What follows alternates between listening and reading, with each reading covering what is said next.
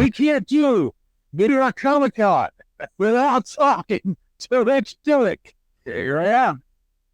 How you doing, sir? Good, man. Good. Enjoying the convention so far? Yeah, so far so good. It's second day in. Yeah, just I love your Comic-Con every year. It's just like get to see, like, even I live in Jersey and I step on the trees and there's cosplayers and it's like, yes, finally the world seems normal. Like, it's full of like weirdos. And you don't have a ticket of the show, so you just I'm sure I'm floating around. I just this year I did not feel like trying to figure out how to get like a suitcase full of stuff into Penn Station, then from Penn Station all the way over here. And want to sleep a little later, so later day. That's the real truth. Yeah. If you weren't doing the signing with Mad Cave, so what are you working on with them? Oh, with Mad Cave, I just did a book called A Fan Call Away. It's an OGN. Came out in August. It's a crime story about this couple whose daughter gets kidnapped, and they kind of used in the past and had used that to kind of become social media influencers. Like it was like a media frenzy around it. Okay. So the case was like very high profile, almost like a John Benet Ramsey kind of thing. And they became influencers around the premise of like rebuilding their lives from this tragedy. So they had a second daughter, and that daughter basically like grew up online, very beloved by all their followers and stuff. And then on her 6th birthday, she gets kidnapped as well. So they have to figure out whether it's a copycat, whether it's connected to the original case. And yeah, it's a lot of going on in there that I might decide to. I don't know. Yeah, like I'll see something and it'll just sort of ping pong around in there, and a couple of weeks later, pop out as an idea. It's also interesting timing because of all the stuff that's going on right now with the Menendez brothers and that documentary, and now celebrities are kind of say, "Oh, living now." Like, yeah, they have parents. I don't know. Yeah. Well, I mean, I think like a big like a big part of the story is just kind of questioning like that part of our culture, like that, this like obsession that we have with like true crime and like fame at any cost and things like that. It's reality TV, like those. It's like that's kind of like that behavior, like is what I was really trying to explore with the story. So yeah. I'm a big fanboy of the X-Men. So I know we did some Marvel stuff recently. I don't know how recent, but Wastelanders, Star-Lord. Yeah. That was a couple of years ago. But yeah, I gotta tell you, it still resonates with me, and that's why this railroad. Because very rarely do you buy a comic, one comic, and get this story. Yeah, that's true. Yeah, and you did. And I thought it was, spoiler alerts, if you want to read Wasteland, Star-Lord, stop now. Because basically what happens is, as you know, but Star-Lord goes back to the X-Mansion. Yeah. I didn't know that when I bought the book. I was like, hey, which is on the show, this guy's great, I'm going to pick this up. He goes back to the X-Mansion. And then what's happening? Farouk the Shadow King is still lingering in the I just thought that was the coolest idea. I mean, you even wrote dialogue for Colossus, my favorite. So my question after that long fanboy soliloquy is, what made you come up with that? Well, when you get an assignment like Star-Lord or whatever character they generally, will send you like a bunch of PDFs to read, and you can like seek them out on your own. So just kind of like do the research of like, where you're gonna pitch your story. And I realized that I was just reading through a bunch, and there is an arc where Star-Lord and Kitty Pryde had good dating, and a lot of Peter. Yeah. And then that kind of like fizzled out in the main universe, but it just made me think like how can we kind of call back to that in the Wastelanders universe, which is like kind of like the old bad Logan. Yeah.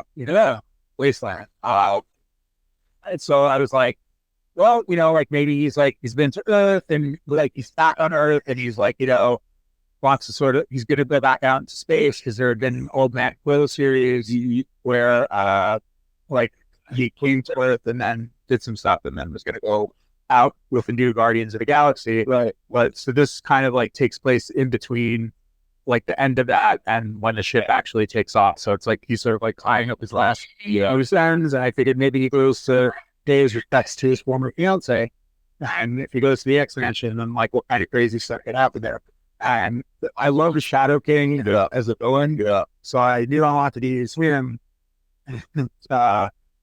And in my head, I'm like, who knows when I'm going to get to write another Marvel story? So I'm just going to cram as many characters as I can in. So that's why you have like these like ghosts of like the dead X-Men, the Wastelanders, and things like that.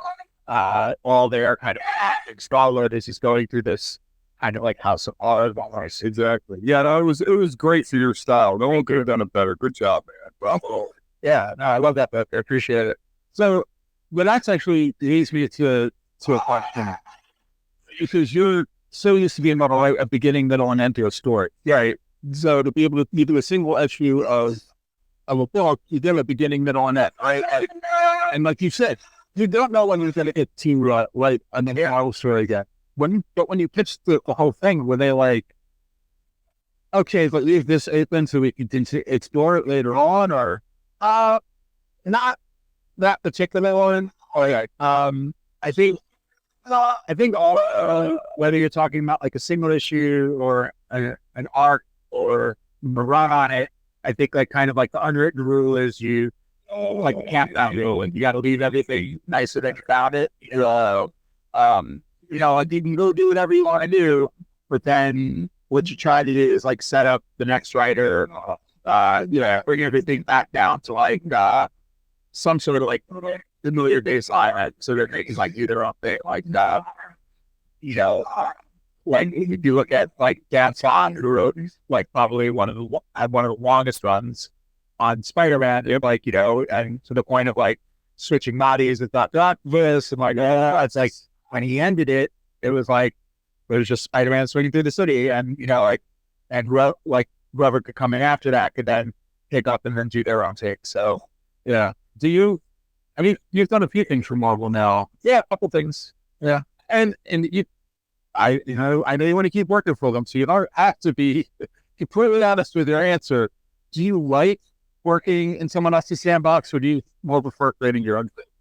Yeah, I like them both. I love playing in other sandboxes because it's like, it's like two things I love about Marvel, DC, like working with like established characters is that remember the lines you hire, even taking into account that you don't want to kind of like drop people off the deep end, like most people figure out who Spider-Man is, no one motivates them. So it's like you can kind of like get right into the story, where it's like if you're writing your own characters, you need to set that up, which I like doing as well. But yeah, and then the other thing is just that like I'm kind of like a Grant Morrison like school of thought of like these are modern incarnations of like myths and legends. Yep. And that's just sort of like powerful stuff to work with, and it's a little intoxicating, So yeah, I love doing both, and if I had my say, I'd continue doing it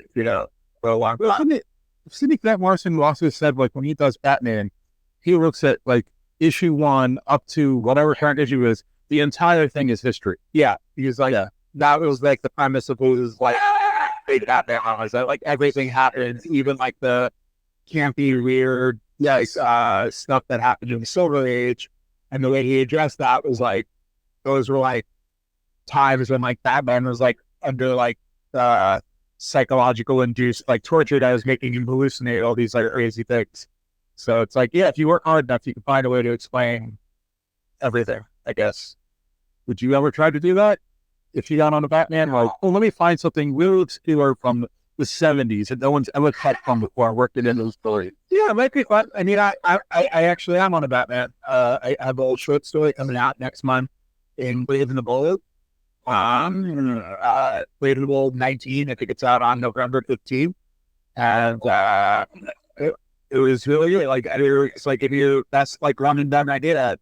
I think the villain from the '90s that I like that I hadn't seen, like, you guys familiar with Victor Zsasz? Yeah. Well, yeah. I saw it about Max in the show. Yeah. So like Zsasz, like, he's a cool character, but like does not get used like a lot. Yeah. And I was just like, well, I could pitch a story with the Joker, pitch a story with the Penguin, or I could pitch a story with this, like, not obscure villain, but like just like a less used one that I really like. All right. So, all right, so we need to ask. I'm behind. You're caught up. Victor on the Penguin. Is that going to end up being Zsasz? Ooh, I don't know. He doesn't seem like. I mean, like, Zsasz is like psychotic. Yeah, but Victor it's very gentle. But that's the whole thing. Yeah, I kind of feel like that's the story. That, to me, that would be the story. That would be the hook. That having to work with Penguin breaks him. Yeah, possible. I mean, I don't know. Theory. I mean, he had him lying in the grave. I can't remember if you saw that yet. Yeah. But anyway, like, let's go through some screwed up stuff. And now he's just running people over. Exactly. Also, yeah, I don't know. Like, turn. Maybe we'll be Lobbit. I don't know. Or rebel against the thing. Because he kind of like, there's similarities with like his story and like Jason Todd's story. Like Todd was trying to boost the Batmobile. Yeah. And he got taken under Batman's wing. Victor was trying to boost the Penguin's purple limo or whatever. Now he's a spooky. So Yeah. he's very good. So that's just why you're the writer. Yeah, let's get Robin right in live action. I don't think hard, because it's like, when you really think about it, like you're like, if you're going to stay true to the original story, it's like a 15-year-old. Yeah. So I'll be Nightwing better before Robin. Yeah. All right, so you got a Brave and a Bold coming out. What else you got coming out? We should take keep our eyes out for. Yeah, in December, I am writing the lead story in Flash Gordon Quarterly for Matt Idiot. Yeah. Flash Gordon Quarterly is like separate from the main Flash Gordon book, but takes place in the same continuity. Like, it's a way to kind of tell some stories about some of the peripheral Flash Gordon characters that might not be showing up in the main book for a while. So, like, the big issue one was all about Prince Holtan, which made me sad because I had the beer. like, if anybody should write Holtan, like, I don't love Ryan, bless it, but I bet I got to write Fitz Barron, who's, Timothy Dalton in the movie is like, you look up at like the Forest Kingdom in Flash Gordon's world, and it was a lot of fun. And I'm working with Joe Mulvey on it. He was like a long time collaborator of mine. And Thrill is like, I think it's like a perfect one for him. We actually interviewed Dan DiDio yesterday. Oh, yeah. And you got a story next to it. Yeah, it's like to say, talking about Defenders of the Earth. Yeah. So, like, do you guys collaborate? Like, I'm going to give this in my story so you don't touch on your story or anything like that? No. I met Dan briefly in San Diego. That's the only time we ever spoken. I think most of that coordination happens between the editors, stuff like that. But I also think that Defenders of the Earth is technically a separate continuity from the main Flash Gordon title. Like I'm not sure if it's like maybe it's like a Earth 1, Earth 2 situation or something like that, but the multiverse. Yeah. But it's its own thing. But yeah, I was like, it was one of those things where I was like, never did I think I would see my name like Rich Douek, yeah, DiDio, like on the same book. I was like, okay. But anyway, we do it a lot. I mean, the thing about it, man, when you be on my show, you gave like the greatest advice I think anyone could ever give to anyone that wanted to break into the comic industry. You said, you got to do your own thing first and do very well at it. And then right after that show, you're in Superman. You did Superman Red and Blue. Mm-hmm. And like, I don't have a question here. I really am just geeking out about. I'm sitting next to somebody who's writing Superman. They're getting ready to write Batman. You've wrote a little bit of the X-Men. Like, it just, the list of accolades just keep going on, man. And I'm just, great job. Yeah. It's like, you just start, you got to keep their egos in check. You're not Hollywood. Maybe next year I'll be so fair more. Tell me what you hate. Tell me what you hate. And that's, yeah. Honestly, I'm not a horror guy. Yeah, no, that's not totally fair. That I don't know. Really, Blade was cool. Yeah, I didn't really. Bones. CSI was probably a little bit too much for me. So I don't hate. No, I'm not a horror guy, you know. And I'm not a horror guy. But again, the Farouk thing. That's to go back to the. I'll tell you guys a secret. Like, I'm not really a horror guy either, as far as like a writer, or at least I didn't think I would be. Yeah. I always thought of myself as like my thing being like fantasy, science fiction, and stuff like that. Yeah, I can see that. And then I just happened to have the idea for Bones, and I was like, this doesn't really feel like it needs to be like a science fiction story. Like I think this is just be like a down and dirty kind of like a gritty horror story. I was like, that's how I'm gonna write it. And then people loved it. They were like, okay, like you're an awesome horror writer. And I'm like, I'm a horror writer, but okay, like I'll keep doing it. It's Sorrows about Shadows, and now it's like I think I am like a good horror writer, but it's sort of like another like tool I developed, like another genre I know how to like kind of mix in here and there, like with the Farouk thing. Yeah, was we're trying to get him to be like have this like horrific form, so like horror fight beater. Yeah, I'm going to ask you a very good level behind the scenes kind of a question. But I've been thinking about it. You talked about Dan Slott. He wrote for Spider-Man for a long time. Mm-hmm. But like everyone that I talk to now, they're working a little bit here, a little bit there, a little bit for this publisher, a little bit for that publisher. Is that when the industry's going? Like there's no more long-term, like we're going to hire Rich to do 3 Spider-Man stories, and then maybe we'll hire Dan DiDio to do a couple Batman stories. I mean, yeah, I don't know. I mean, it seems to be where it has been going for a while, and then like you're not really getting like these kind of like epic, like legendary, like 500 issue runs, unless you're Todd McFarlane doing Spawn or his book, book, so he can do what he wants. But I think it's just more like just like a cycle where things go through, like you had guys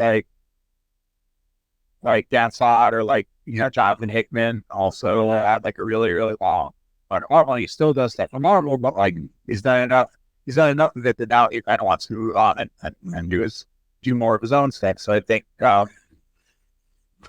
like it's like, so who's going to be like the next like legendary level of talent that's going to be able to carry it? It's like we may not even know until they're like well into it already.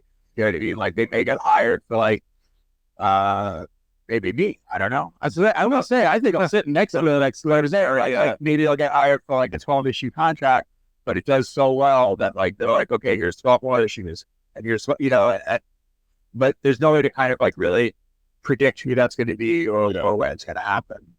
All right, so now that you have done work for the big two, is there a character that you would love to write on and that you have like, I've got at least an 8 issue story in my head for this? Yeah, I have 2 actually. I have like 3. I don't know if one of them is Sabretooth, and that really cool story I would love to tell involving him and Wolverine, but like more from his perspective. Yeah, we need that actually. Yeah, and well, next time you have Tom Brevoort in the seat, let him know. A mind trick. I have a Batman like arc that I was thinking of as I was working on this story of like kind of working with the same theme. It was like how it would like expanded out, and then I have a really what I think is a really, really cool take on the Punisher. One is not what you would expect. I don't think it's what anyone would expect. Like maybe that means that it will never happen, but okay. But I do think it would be, and it's not a Frank Castle kind of thing. Like so it would be like kind of like, what do we do with the character of Punisher and like still leave Frank Castle like in story jail or whatever it is. That's cool.